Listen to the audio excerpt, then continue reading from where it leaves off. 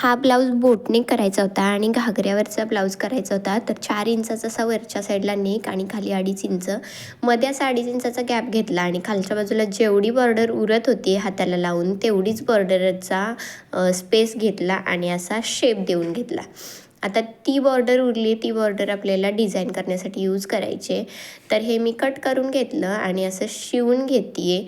जेव्हा आपल्याला मध्ये असा स्पेस ठेवायचा असतो तेव्हा खालच्या बाजूनं ओपनिंग झालं तर ते आपल्याला पटकन शिवता येतं, नाही तर दुसरा कपडा जॉईंट करून त्याला लावून घ्यायला लागतं, टर्न करून घ्यायला लागतो कपडा. आता ह्या दोन्हीच्या मध्ये जो 2-2.5 इंचाचा स्पेस आहे त्याच्यातनं हा कपडा उलटून घेतला आणि दापटीप मारून घेतली आहे. दापटीप मारून घेतल्यानंतर ते व्यवस्थित असं शेपमध्ये बसला जातो. आणि हे शिवत असताना आपल्याला कॅनव्हास वापरला तरी चालतो, कॅनव्हास नाही वापरला तरी चालतो. मी याच्यावरती लेस लावणार होते तर कॅनव्हास नाही वापरला आहे. आता हे लावून झाल्यानंतर लेस बघायची आपल्याला पुरते का, म्हणजे जी बॉर्डर उरलेली ती. आणि खालच्या बाजूला जर आपल्याला 4 इंचाचा स्पेस पाहिजे तर 4च इंचाची ती बॉर्डर रेडी करून घ्यायची आणि शिवून इकडे अर्धा इंच तिकडे अर्धा इंच जातं तर तेवढा कपडा एक्स्ट्रा घ्यायचा.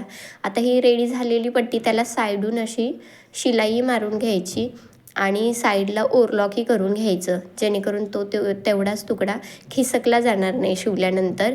आणि हा बॅक हुकचा करायचा होता, वरच्या बाजूने पॅक ठेवायचा आणि बॅक साईडला हुक लावायचे आहे. तर त्याच्यासाठी मी आधीच इथे रेडी करून घेतलं आणि नंतर जॉईंट करून घेतलं.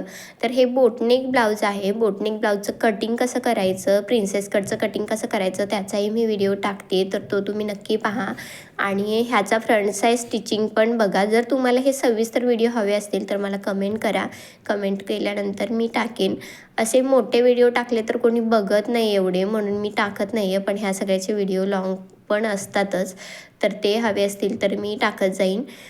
आणि हे आता बॅक साईड रेडी झाले आहे. आता हे पूर्ण असंच ठेवलं तरी चालेल, ह्याला पायपिंग यूज केलं तरी चालतं, पण मी इथे लेस लावली आहे कारण ह्या लेसने जरा लूक आला आहे म्हणून लेस यूज केली.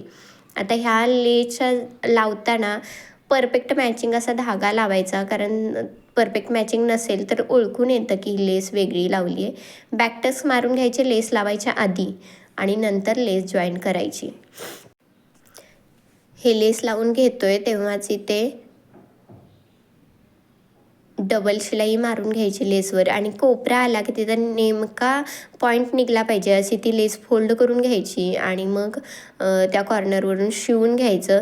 जर ते पॉईंट काढले तरच तो नेक आपण शिवताना नीट शिवला आहे, पण लेस लावताना मग त्याचा पॉईंट जातो तर ते चांगलं दिसत नाही. तर हे आवडलं असेल तर लाईक